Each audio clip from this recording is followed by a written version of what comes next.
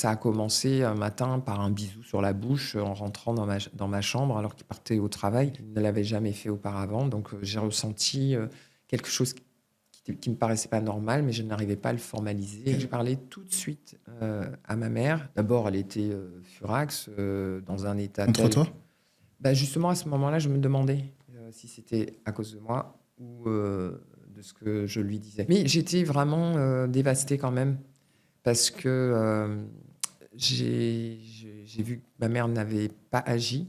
Elle est restée indifférente. Après, j'ai parlé à toute la famille, de la famille du côté de mon père, enfin de mon géniteur maintenant, parce que j'ai du mal à dire père-mère. J'avais des parents avant qui me donnaient des vraies valeurs, des bonnes valeurs, et c'est les mêmes qui me trahissent derrière. Mmh. Donc, à partir de ce moment-là, ma colère, elle est montée parce que quelque part, c'est la trahison ou fais ce que je dis, fais pas ce que je fais. Ouais.